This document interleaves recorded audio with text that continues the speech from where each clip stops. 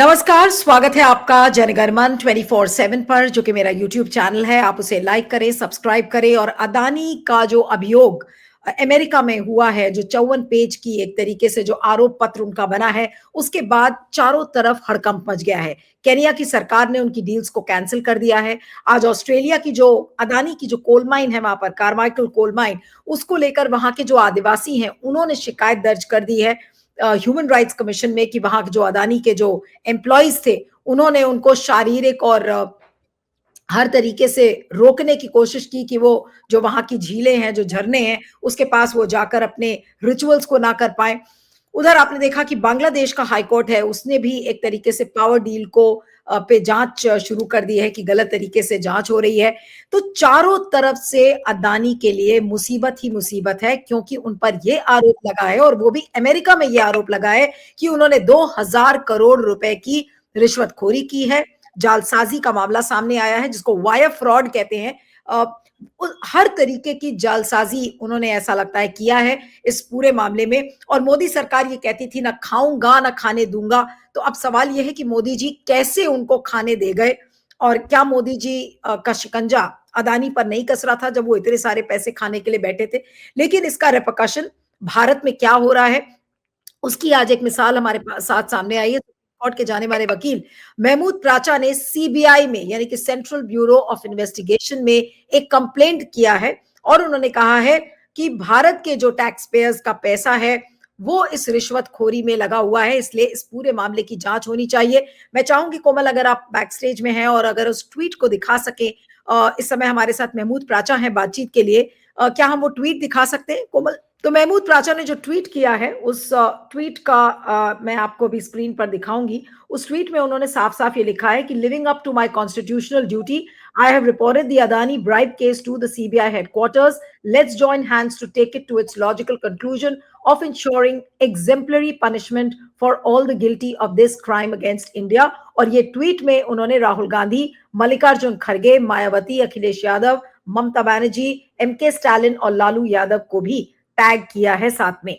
और इसके लगभग 200 से ज्यादा के करीब ट्वीट्स अभी हो चुके हैं जब मैं आपके साथ ये कार्यक्रम कर रही हूँ। एंड आई एम श्योर इसको और लोग ट्वीट करेंगे। तो मैंने सोचा कि आज इस पर महमूद प्राचा से बात की जाए। इस समय प्राचा साहब हमारे साथ हैं। आपका बहुत बहुत स्वागत है जनगणमन 24/7 पर। Thank you so much Mahmood for joining. लेकिन इस कंप्लेंट के पीछे आपने आज कितने बजे ये कंप्लेंट दर्ज कराई है? क्या इस कंप्लेंट के पीछे की मंशा क्या है, और क्या ये कंप्लेंट रिसीव हो गई है? जी देखिए, हमने 2 दिन तक वेट किया। अब आज जो हम लोगों का एक मुहिम चल रहा है कि अपोजिशन पार्टीज को भी देश की जनता ये एक्सपेक्ट करती है उनसे भी कि वो आरएसएस और बीजेपी के जो ये देश भारत लूटो अभियान जो चल रहा है उसको मजबूती से रोकें।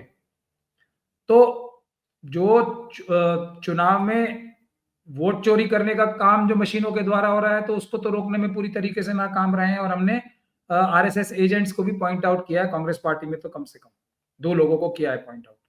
लेकिन हमने 2 दिन तक वेट किया इसका भी कि राहुल गांधी जी ने और कांग्रेस पार्टी ने एक बड़ी प्रेस कॉन्फ्रेंस करके तो इस मुद्दे को उठाया। लेकिन क्या ऑपोजिशन पार्टीज का जो पार्टी का काम है वो सिर्फ मुद्दा उठाना है, उसको हाईलाइट करना है? ये काम तो आप जैसे ईमानदार जर्नलिस्ट भी बहुत अच्छी तरह कर सकते हैं। ऑपोजिशन पार्टीज का रोल उससे कहीं आगे होता है कि देश के संविधान ने जो उन्हें शक्ति दी है और देश के 60% से ज्यादा लोग आज राहुल गांधी जी की जिसकी नुमाइंदगी करते हैं, वो देश के वो 60% से ज्यादा वोटर्स हैं जिन्होंने नरेंद्र मोदी जी के खिलाफ वोट दिया। खड़गे जी उनकी नुमाइंदगी रिप्रेजेंटेशन करते हैं। तो उनसे देश की जनता 60% से ज्यादा कम से कम ये उम्मीद करती है कि वो आगे बढ़े, संवैधानिक रूप से ये आरएसएस और बीजेपी को कलाई से पकड़ के देश लूटने से रोकें। और इस काम में हमने 48 घंटे तक का इंतजार किया। हाईलाइट करना इज नॉट सफिशिएंट। उसके बाद भी उन्होंने ना कोई मजबूत आंदोलन का कोई ब्यौरा बताया और ना ही कोई कानूनी मजबूत कार्रवाई की। तो फिर हमें एक नागरिक की हैसियत से मजबूर होकर ये काम करना पड़ा कि चलिए हम शुरू कर देते हैं कि यहां से लेकिन अब सारी ऑपोजिशन पार्टीज को ये देश में जो लूटामारी करवा रहे हैं और अडानी जी का नाम लेना इसमें उचित नहीं है, मैं समझता हूँ। वो तो एक टूल है, जरिया, मोहरा है, काम तो सारा मोदी जी कर रहे हैं। अडानी जी को आप मुझे ये बताइए, ऑस्ट्रेलिया में कोई अब मैं कोई गंदे शब्द का प्रयोग नहीं करना चाहता, कोई भी घास डालता? अगर वो चले जाते किसी तरीके से वीजा लेकर और वहां पे उन्हें कोई घास डालता, क्या उनके साथ स्टेट बैंक ऑफ इंडिया के चेयरमैन जाते 1 लाख करोड़ का ब्लैंक चेक लेके? वो तो मोदी जी लेके गए ना।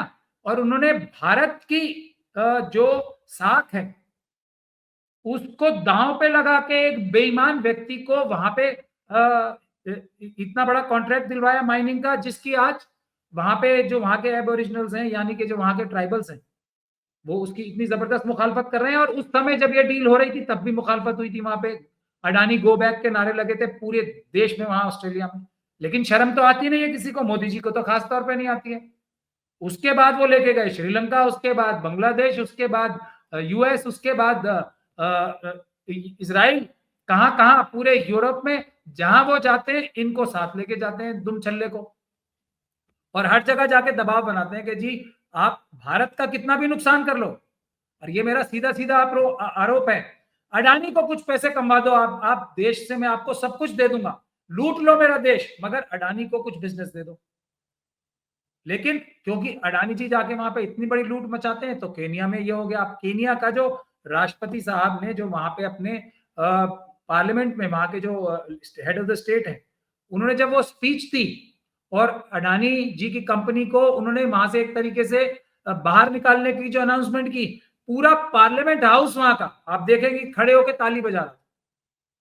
पूरा देश अडानी के भगाने से कितना ज्यादा खुश हुआ, यही स्थिति पूरे भारत देश की है। यहाँ पे हसदेव में ट्राइबल जो कम्युनिटी रहती है, जो छत्तीसगढ़ में, वहां पे लाखों लाखों पेड़ काट दिए ट्राइबल्स को, मतलब लूट लिया जाके, वहां पे उनको भगा दिया, मार पीट के भगा दिया। वही ऑस्ट्रेलिया जैसी हालत कर दी। यही काम झारखंड में, यही काम दूसरे देश के हिस्सों में, ये लूटामारी का काम सिर्फ और सिर्फ नरेंद्र मोदी जी प्रधानमंत्री जी के अपने पद का दुरुपयोग करके कर रहे हैं। और इसमें सबूत इतने ज्यादा हैं क्योंकि डर है ही नहीं। मोदी जी है ना बचाने के लिए, पूरा देश गिरवी रख देंगे मुझे बचाने के लिए। तो अमेरिका में भी वही लूटामारी शुरू कर दी। वहां पे जो इंडाइटमेंट हुई है, देखिए वहां की जो लीगल प्रक्रिया है वो समझने की आवश्यकता है। जैसे हमारे देश में जो पुलिस है वो इन्वेस्टिगेशन करके सबूत जुटाती है ना, वहां पे जो फेडरल क्राइम्स है उसमें खास तौर पे ग्रैंड जूरी होती है, जिसमें देश के आम नागरिक 20 से भी ज्यादा होते हैं। 12 से ज्यादा मेजॉरिटी ऑफ जो ग्रैंड जूरी के मेंबर्स होंगे, उन्होंने एफबीआई की जो सबूत उन्होंने पेश किए उससे इत्तेफाक किया, यानी कि वो उसके एग्रीमेंट में थे, उससे वो इंप्रेस हुए। जब जाके परमिशन मिलती है वहां चार्जशीट फाइल करने के लिए या इंडाइटमेंट करने के लिए और उसके बाद वारंट करने के लिए।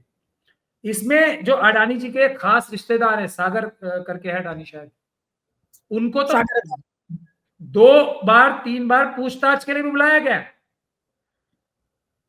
तो इतनी गहन जांच करने के बाद फाइंडिंग क्या आई है वहां की, कि वहां के जो इन्वेस्टर्स हैं, जो इंस्टीट्यूशनल इन्वेस्टर्स हैं, उनको धोखाधड़ी की और ये छुपाया कि हमने वहां पे बेईमानी करके 2200 करोड़ की रिश्वत दी है, ये वहां पे अपराध है।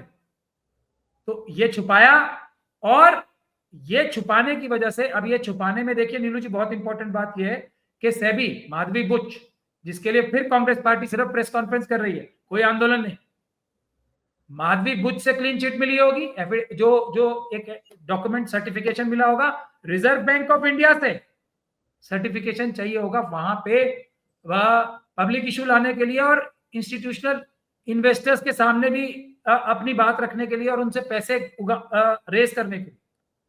तो ये रिजर्व बैंक ऑफ इंडिया की डायरेक्ट इंडाइटमेंट है, इसमें सेबी की डायरेक्ट इंडाइटमेंट होगी उसके ऑफिसर्स की, ये मैं आपको अभी से बता रहा हूं। तब जाके उन्होंने 2200 करोड़ रुपए की रिश्वत और 17,000 करोड़ से ज्यादा, ये वहां की फाइंडिंग है, देश की जनता को चूना लगाया है। 17,000 करोड़ की एफआईआर की है। यहाँ के जो सोलर पैनल बेचे गए, SECI यानी कि solar energy corporation of India, जो कि हमारे परम आदरणीय प्रातः वंदनीय नरेंद्र जी मोदी जी के सेंट्रल गवर्नमेंट जिसको वो हेड करते हैं, उसका एक विभाग है। उसके साथियों से मिलकर 4-5 जो स्टेट गवर्नमेंट्स हैं उनको रिश्वतें देके स्टेट गवर्नमेंट्स के अधिकारियों को महंगे दाम पे, ये अमेरिका की इंडाइटमेंट बोल रही है, भारत के नागरिकों को महंगे दाम पे बिजली खरीदने पे मजबूर किया, जिसमें 17,000 करोड़ का हेरफेर। ये जब वहां से एस्टैब्लिश हो गई ये प्रूफ, तो अब हमने सीबीआई को क्यों दिया? सीबीआई की एग्जिस्टेंस, नीलू जी आपके दर्शकों को बता दूं, एग्जिस्टेंस में ही सीबीआई इसलिए आई है कि जो सरकारी अधिकारी और जो सरकारी फंक्शनरीज हैं, मिनिस्टर्स हैं, जो गवर्नमेंट ऑफिशियल्स हैं, वो भ्रष्टाचार करते हैं, तो उनको पकड़ने के लिए ही सीबीआई का गठन हुआ है। आजकल तो बहुत सारे दूसरे काम भी करने पड़ रहे हैं उसे, जैसे लॉरेंस बिश्नोई वाला काम भी करना पड़ रहा है उसे अडानी जी के लिए, मगर बुनियादी तौर पे उसे जो हमारे देश के जो संवैधानिक पदों पे बैठे लोग हैं, जो गवर्नमेंट सर्वेंट्स हैं और जो एग्जीक्यूटिव क्लास है, लेजिस्लेटिव क्लास है, उसकी करप्शन को रोकने के लिए ही सीबीआई का गठन हुआ था। तो इसलिए हमने सीबीआई को यह कंप्लेंट की है कि जो एक दुनिया की सबसे पहली डेमोक्रेसी है और हमारे देश के, और उसके ये हमने कंप्लेंट में लिखा दिया, बहुत अच्छे प्रगाढ़ संबंध हैं, एमलेट है, दूसरी बहुत सारी इंटरनेशनल ट्रीटीज हैं, यूएन की ट्रीटीज हैं जो हमें ऑब्लाइज करती हैं एक दूसरे की तरफ, देयर इज एन ऑब्लिगेशन कि हम एक दूसरे की कानूनी मदद करें। और ये उन्होंने हमारे ऊपर एहसान किया है कि जो काम सीबीआई को करना चाहिए था एक तरह से इस चोरी को पकड़ने के लिए, उन्होंने सारे सबूत जुटा के दे दिए। और अब सीबीआई बाध्य है सुप्रीम कोर्ट की गाइडलाइन, सुप्रीम कोर्ट की judgments, law of the land की वजह से, कि वो एक तुरंत आरसी बोलते हैं, जो फर्स्ट इंफॉर्मेशन रिपोर्ट होती है उसको सीबीआई में वो रजिस्टर करें, अडानी जी को अरेस्ट करें, उनसे पुलिस रिमांड लेके उनसे पूछताछ करके इस चोरी डकैती की कड़ियों को उजागर करें देश के सामने। ये सीबीआई की जिम्मेदारी बनती है। नहीं, लेकिन महमूद, जो आपने कंप्लेंट दर्ज किया है, उसमें आपको क्या लगता है और आपको उम्मीद क्या है कि क्या वाकई में इसमें सीबीआई कुछ करेगा? जब सीबीआई बिल्कुल सरकार के पिंजड़े में बंधा हुआ तोता है, तो इस केस में खासकर, वो भी अदानी जी का केस में, क्यों मूव करेगा सीबीआई? क्यों कोई पहल करेगा सीबीआई? ये भी एक सवाल है कि इस कंप्लेंट का लॉजिकल कंक्लूजन क्या होगा जो आज आपने सीबीआई के समक्ष रखा है। देखिए, पहल तो उन्होंने की नहीं, जो कि जिस चीज के लिए वो बने ही है, उनकी एग्जिस्टेंस ही इसी चीज के लिए, वो पहल तो उन्होंने की नहीं। अमेरिका की डायरेक्ट इंडाइटमेंट के बावजूद भी नहीं की। पहल तो हमने की, जब किसी ने पहल नहीं की तो हमने की, हमने पहल तो कर दिया। अब ये कागज तो भारत का संविधान है ना, संस्थान है, मतलब कॉम्प्रोमाइज्ड है लेकिन संस्थान है, सिस्टम तो है, तो हमने पहल कर दी है। अब इस कंप्लेंट का कुछ ना कुछ तो करना पड़ेगा। अब मेरी ये उम्मीद है कि इस वक्त अब तक जा चुकी है, तो सीबीआई के डायरेक्टर साहब इस वक्त मोदी जी या अमित शाह जी के साथ बैठे होंगे या उनसे रैक्स पे बात कर रहे होंगे सेफ माध्यम से कि अब क्या करें, ये शुरू हो गया है, तो अब इसको कैसे मामले को रफा दफा किया जाए, कारपेट के नीचे धकेला जाए, इस वक्त इसकी प्लानिंग हो रही है। तो कुछ प्लानिंग वो कर रहे हैं, कुछ प्लानिंग हम कर रहे हैं। अब कल महाराष्ट्र और झारखंड का रिजल्ट आ ही जाएगा और उसका अंजाम जो होना है वो आप लोग देख ही लेंगे सब। फिर शायद होश आ जाए हमारी ऑपोजिशन पार्टीज को कि जो स्लीपर सेल्स हैं अपने उनको बाहर करें, दूर भगाएं, हमारे नारे को अमल करें और फिर सामने आए देश बचाने के लिए, संविधान बचाने के लिए और देश में ये लूटामारी बंद कराने के लिए। तो अगर वो सामने आएंगे तो हमारा काम आसान हो जाएगा, वरना आंदोलन हम करेंगे, हम कोर्ट के माध्यम से तो ये सब काम करने ही पड़ेंगे अब, और करने पड़ेंगे। वैसे ये रद्दी की टोकरी में जाने वाला है, मुझे पता है। यही मोदी जी का लीगेसी है, जैसे चंद्रचूड़ साहब की लीगेसी है ना, ये मोदी जी की लीगेसी है कि देश की इतनी बड़ी अगर नॉर्मल टाइम्स होते तो मुझे अभी प्रधानमंत्री जी फोन करके बोल रहे होते और मेरा शुक्रिया अदा कर रहे होते, या कम से कम फाइनेंस मिनिस्टर तो कर ही रही होती कि आपने इतना बड़ा चोरी पकड़ाई है, हम इसमें से जो रिकवरी होगी वो देश की जनता के हजारों करोड़ रुपए काम आएंगे। मगर अभी तो मुझे गाली दे रहे होंगे सब बैठ के, शाम का टाइम है, पता नहीं क्या क्या नोश फरमा के मुझे गालियां मिल रही होंगी। तो लेकिन ये बात यहाँ खत्म होने वाली नहीं है, इसके सबूत सारे मौजूद हैं उस इंडाइटमेंट में, और दीगर सबूत हम और ज्यादा भी देंगे, इस बात को लॉजिकल कंक्लूजन तक पहुंचाएंगे। जिन लोगों को मैंने टैग किया है और जिन लोगों को नहीं भी किया है, जो इस देश के संभ्रांत नागरिक हैं, उनकी जिम्मेदारी है कि वो हमारे साथ आए और इस लड़ाई में हमारी मदद करें। अडानी अगर जेल जाते हैं तो इस देश के ऊपर सबसे बड़ा जो कार्य हो सकता है, देश की तरक्की में जो सबसे बड़ा रोड़ा है वो मोदी जी और अडानी जी तो हैं। तो उसको देश के जो देशभक्त लोग हैं वो हमारे साथ आएंगे और हम इनको इनकी सही जगह जेल तक पहुंचाएंगे। और इसमें अमेरिका में भी आपने जो मेल फ्रॉड बोला था ना, ये वायर फ्रॉड और वायर मेल फ्रॉड। फ्रॉड होते हैं, उसका मतलब ये होता है कि जितनी बार जितने लोगों से वो अपराध हुआ है, कि अगर ईमेल के जरिए कुछ लोगों से, तो जितने लोगों को ईमेल गई होंगी उतने काउंट्स पे सजा होती है। अगर 1 साल की सजा वहां होती है, वैसे वहां भी सजाएं इसकी बहुत ज्यादा है, लाइफ तक। तो अगर 1,000 लोगों को ईमेल भेजी 5 गई है साल तो से 20 साल तक मैंने कहीं पर पढ़ा था कि 5 साल से जी, लेकर 20 साल अलग-अलग। वो जो फाइनेंशियल फ्रॉड्स है ना, वहां पे उसकी सजा बहुत ज्यादा हो। तो ये 20 साल के, अगर इन्होंने 10,000 लोगों को ये फ्रॉड किया है, तो 20-20 साल मल्टीप्लाई बाय 10,000 लोग हो जाएगा। जितने भी इंस्टीट्यूशनल जो इन्वेस्टर्स हैं उनके अगर वो 10-20 भी हैं, तो कम से कम 100-150 साल की सजा तो वहां तय हो चुकी है।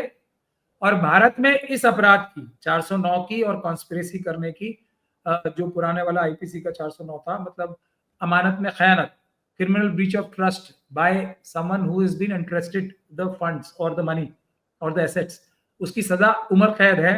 तो हजारों की तादाद में उम्र कैद की सजा इसी एक केस में अडानी जी को हो सकती है।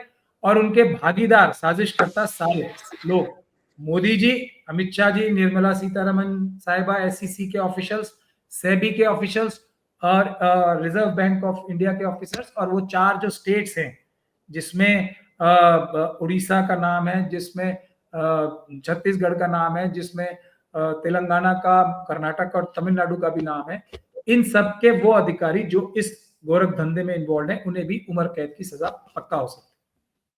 लेकिन आपको सबसे पहली उम्मीद क्या है? जो आपने आज कंप्लेंट दर्ज किया है, कल सैटरडे है और आपका ईमेल शायद अभी शाम को गया है, 5 बजे आप बता रहे थे।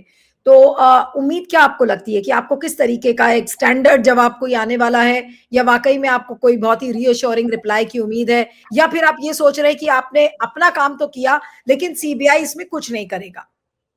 हमने अपना काम किया और इसकी हमने कॉपी जो की है सीसी, अगर आप ट्विटर हैंडल पे भी दिखाएंगी तो उसमें हमने हिज एक्सेलेंसी द ऑनरेबल राष्ट्रपति साहिबा ऑफ द कंट्री, उनको किया है।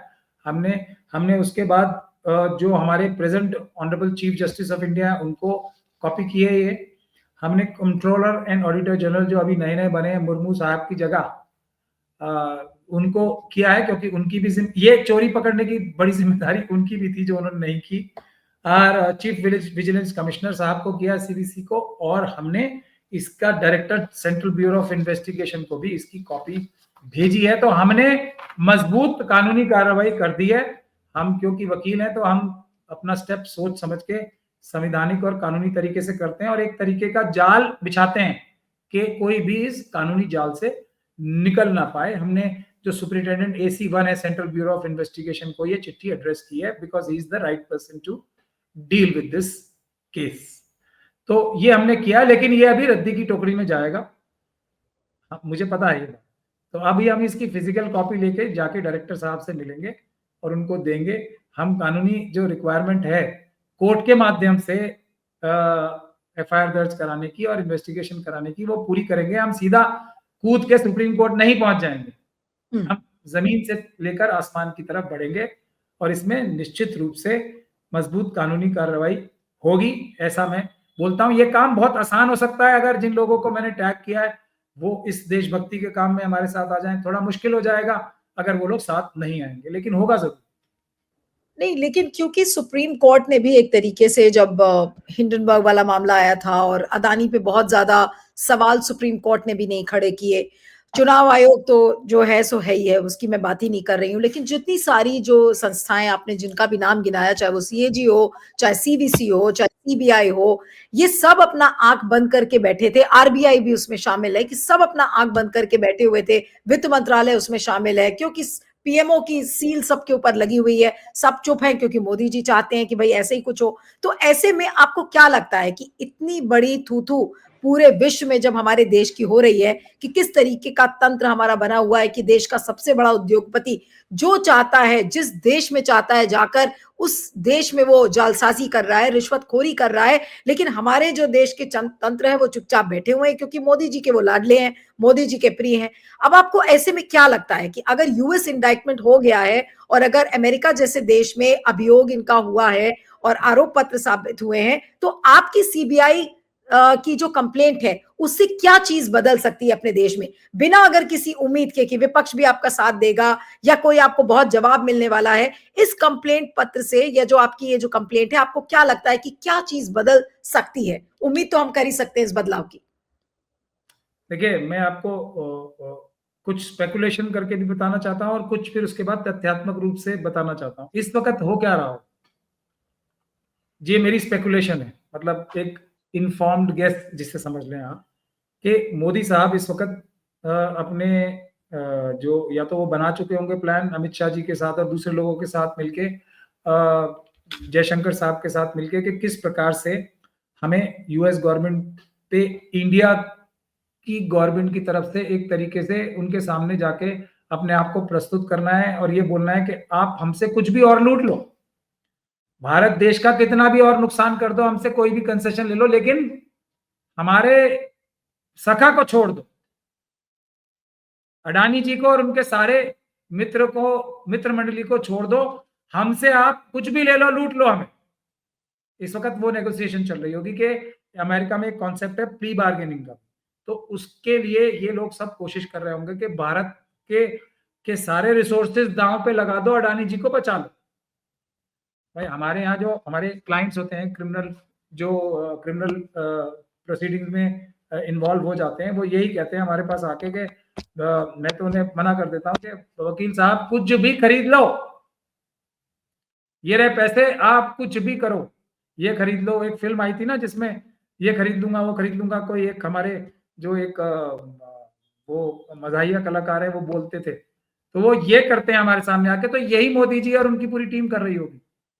कुछ भी ले लो, हमारे सका को छोड़ दो, ले लो, ये ले लो, ये ले लो, ये ले लो, आप क्या बोलते हो हम सब मान जाएंगे। आप ₹1 का रफाल होता है, हम उसको ₹100 में खरीद लेंगे, जैसे फ्रांस में किया।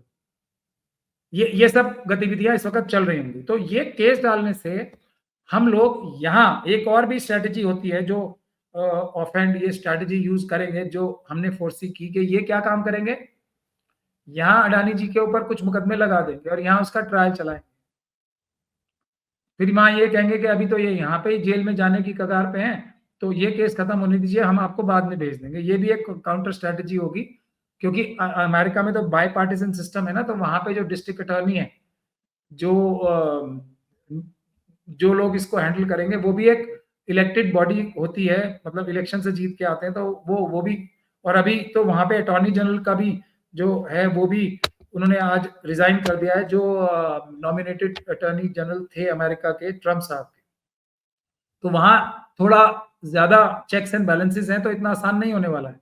तो उस सूरत हाल में यहाँ पे ये जो लीगल चालबाजी करेंगे उसको काउंटर करने में भी ये हमारी जो एफआईआर है ये बहुत काम आएगी, बिकॉज हम यहाँ डे टू डे ट्रायल करा के जल्दी से जल्दी सजा दिलाने की कोशिश करेंगे, ताकि वो अपनी सजा जब हो जाए उन्हें तो वहां भी उनका ट्रायल चल सके। तो ये एक देश की जनता की तरफ से अम्बेडकरवादियों का काउंटर स्ट्रेटेजी भी समझ लीजिए, जिसमें हम ना सिर्फ भ्रष्टाचार रोकेंगे, बल्कि जो मोदी जी देश को और कॉम्प्रोमाइज करके अपने सखा को बचाने की चेष्टा इस वक्त कर रहे होंगे, उसमें भी कुछ ना कुछ तो रोक हम लगाएंगे। हमने पूरी स्ट्रेटेजी तैयार की है। हाँ, कुछ लोग देखिए जो हमारे एक बहुत सारे पुराने जो अम्बेडकरवादी भी हैं, वो इस वक्त पूरी तरीके से नकाब उतार के मोदी जी के समर्थन में खड़े हैं और पूरा उन्हीं के नैरेटिव पे आरएसएस और बीजेपी के चल रहे हैं। तो उनमें से एक हैं हमारे बहुत पुराने अम्बेडकरवादी, जिन्होंने हमें धोखे में रखा बहुत सालों तक। वो ये कह रहे हैं कि ये भी शॉर्ट सेलिंग का मसला है। अब शॉर्ट सेलिंग में देखिए, इतनी ही दिमाग होती है आरएसएस के साथ लोगों को और इतनी ही आरएसएस वालों को।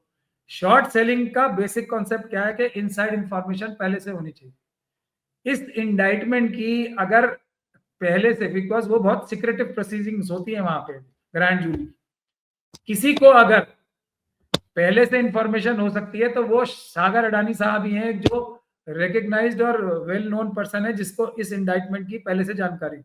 तो शॉर्ट सेलिंग अगर किसी ने की होगी तो अडानी जी और मोदी जी के मित्र मंडली ने ही की होगी। तो इतना इनका लॉजिक होता है। तो मैंने उस हमारे मित्र का भी शॉर्ट सेलर जो हिंडनबर्ग के पीछे लगे हुए हैं, ये नहीं बताएंगे कि चोरी की तो उसने पकड़ा।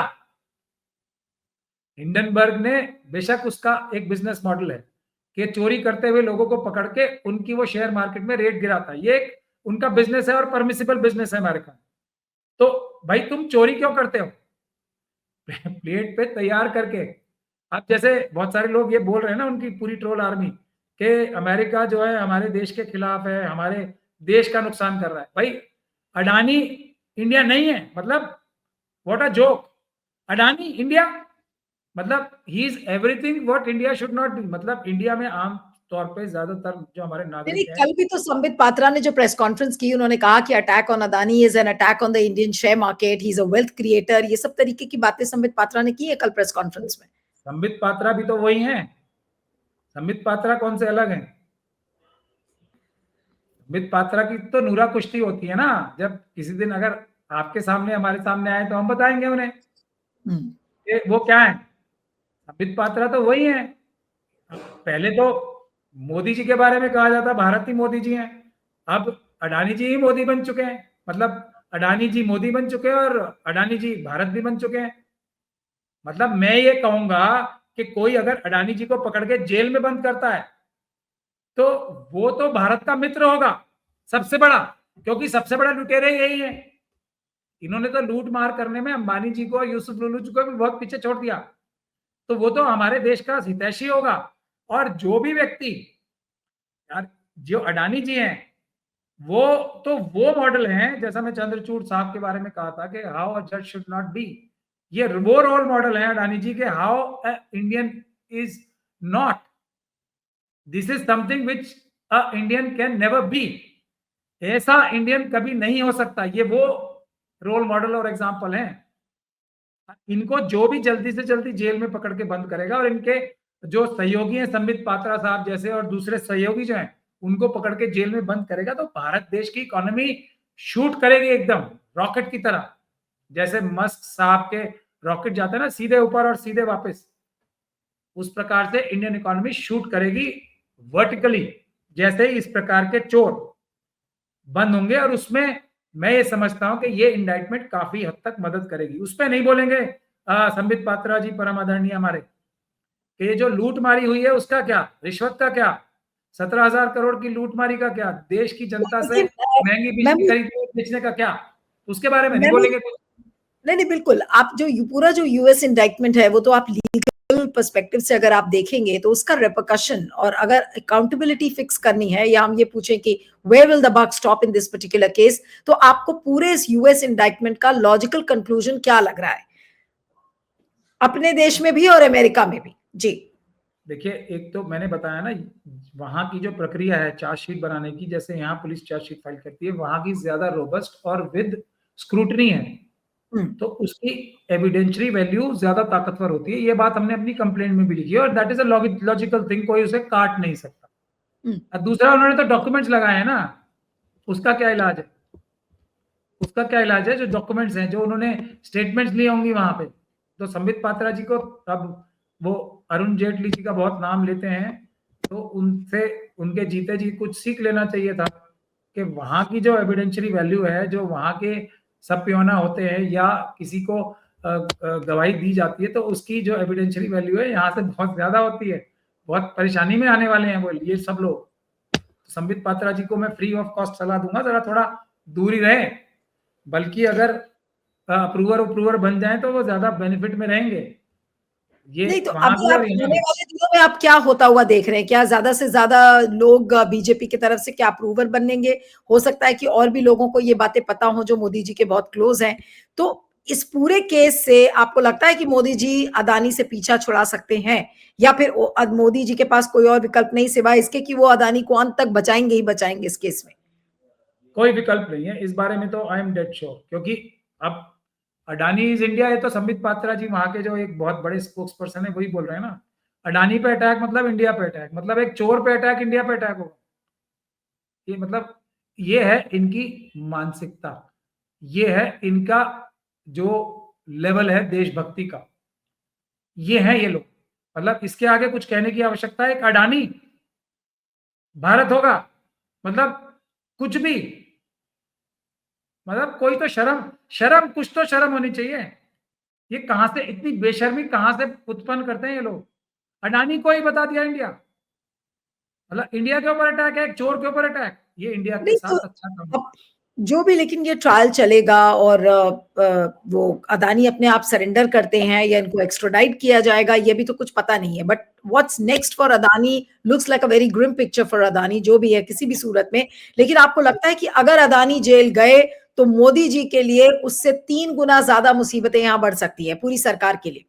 300 गुना, 3 तो बहुत कम बता रही है। और नीलू जी, आप भी ऐसी बात करती हैं। अडानी जी का बैकग्राउंड क्या है? मतलब वो कोई बिजनेसमैन है, साइंटिस्ट है क्या? वो कुछ भी नहीं है ना। वो तो एक तरीके से मिडिल मैन समझ लीजिए उन्होंने, जो सरकारी रहम पर। और जो बेस्ट एग्जांपल संबित पात्रा जी का दूं, वो ये बता रहे थे कि वो तो फले फूले ही कांग्रेस के टाइम में थे। यानी कि अगर कांग्रेस के टाइम का कोई चोर है तो वो तो एकदम एंजल होता है। अरे चोर तो चोर ही है, कांग्रेस के टाइम में भी चोरी करेगा। अब थोड़ी डकैती करने लगा है जब, और बड़ा बर्दाश्त मिल गया है, तो उसमें वो खुश हो रहे हैं। तो इसमें मैं आपको सिनेरियो थोड़ा एक्सप्लेन कर देता हूं। एक तो हमारे परम आदरणीय जो अमित शाह साहब हैं, और हमारे परम आदरणीय डोभाल साहब हैं। डोभाल साहब तो अमेरिका भी ना जा पाए मोदी जी के साथ। क्यों? क्योंकि वहां की इन्वेस्टिगेशन में उनका नाम आ गया है। अमित शाह साहब भी अब कनाडा की वजह से दूसरी जगहों पे जाने में उनको बहुत बड़ी दिक्कत होगी। अभी जो फ्यूचर सिनेरियो होगा उसके लिए मैं बता दूं, और ये नेतन्याहू साहब के साथ बहुत बढ़िया फोटो खिंचवा के आए थे ना हाइफा पोर्ट में। उनके लिए इंटरनेट पे एक वर्ल्ड का मैप वायरल हो रहा है, जिसमें ग्रीन कंट्रीज दिखाई गई हैं जो कि 60% से ज्यादा है। वहां के ऊपर से भी, एयर स्पेस में से भी नेतन्याहू साहब उड़ नहीं सकते, वरना उन्हें अरेस्ट कर लिया जाएगा। उनको परमिशन नहीं मिलेगी, अगर वो किसी भी जगह कदम रखेंगे तो अरेस्ट। तो ये काम होगा यूएस की तरफ से। हमारी जो उनके साथ म्यूचुअल एक्स्ट्राडिशन ट्रीटीज हैं उसका इस्तेमाल वो करेंगे। अगर हम आनाकानी करते हैं या वो किसी वजह से नहीं जाते वहां, तो वो इंटरपोल की मदद लेंगे। इंटरपोल के जरिए से इनका रेड कॉर्नर नोटिस इशू होगा। रेड कॉर्नर नोटिस इशू होने का मतलब ये है कि ये जहां जहां जो हमारी म्यूचुअल एक्स्ट्राडिशन ट्रीटीज के देश हैं, इंटरपोल से कनेक्टेड देश हैं, इंटरपोल के मेंबर्स देश हैं, उस किसी भी कंट्री में ये जिस दिन अपने चरण कमल रखेंगे, वहीं इनके हस्त में हथकड़ी लग जाएगी। ये इनका अंजाम होने वाला है, और ऐसा बहुत सारे लोगों के साथ होने वाला है, क्योंकि वहां भी कॉन्स्पिरेसी का चार्ज भी है। तो बहुत सारे जो हमारे नेता अभिनेता हैं उनके साथ भी यही अंजाम होना है। एक लंबी लिस्ट है इस इंडाइटमेंट में लोगों के नामों की, जिसमें अभी ऐसे भी लोग हैं जो सिर्फ पद है जिनका लिखा हुआ, वहां की इन्वेस्टिगेशन में और यहाँ की सीबीआई की इन्वेस्टिगेशन में उन लोगों के नाम भी खुल जाएंगे। ये सब लोग किसी बहुत सारे विदेश की धरती पे पैर भी नहीं रख पाएंगे। ये लोग कैद हो जाएंगे पहले भारत के अंदर, और भारत के अंदर अपने गुनाहों के जरिए कैद होके ये भारत की किसी ना किसी जेल में चले जाएंगे। चलिए, तो बस एक आखिरी सवाल आपसे करेंगे कि सोमवार को, कल सैटरडे है, कल पूरा दिन इलेक्शन के रिजल्ट्स में निकल जाएगा, संडे छुट्टी है, तो मंडे आप जाएंगे सीबीआई के दफ्तर और आप फिजिकली अपने कंप्लेंट की कॉपी उनको देकर आएंगे? जी जी, फिजिकली देके आएंगे, ताकि अगर वो ईमेल को नजरअंदाज कर सकें तो उस स्टैम्प को नजरअंदाज नहीं कर पाएंगे। वो हमें एक लीगल रिक्वायरमेंट भी है, और हम उसको कानूनी कार्रवाई करने के लिए उचित समझते हैं अपनी स्ट्रेटेजी के हिसाब से।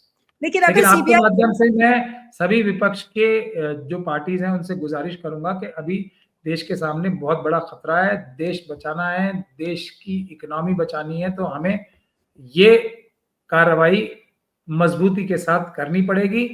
ये कार्रवाई ऐसी है जिसको अगर हम रफा दफा करेंगे, नजरअंदाज करेंगे, तो हम भी कहीं ना कहीं देश के प्रति जो हमारी संवैधानिक ड्यूटीज हैं, जो आर्टिकल 51 कैपिटल ए में लिखी हैं, वो हम पूरी नहीं करेंगे। एक आखिरी सवाल बस, उसके बाद फिर कार्यक्रम को खत्म करती हूँ, कि अगर मान लीजिए आपको सीबीआई की कंप्लेंट आपने जो की है, या आप उसको हैंडओवर करेंगे मंडे को, आपको कोई बहुत ही सेटिस्फैक्टरी रिस्पांस नहीं मिलता, या सीबीआई बैठा रहता है बहुत दिनों तक, फिर आपका अगला प्लान क्या होगा? क्या आप कोर्ट जाएंगे या क्या क्या करेंगे आप?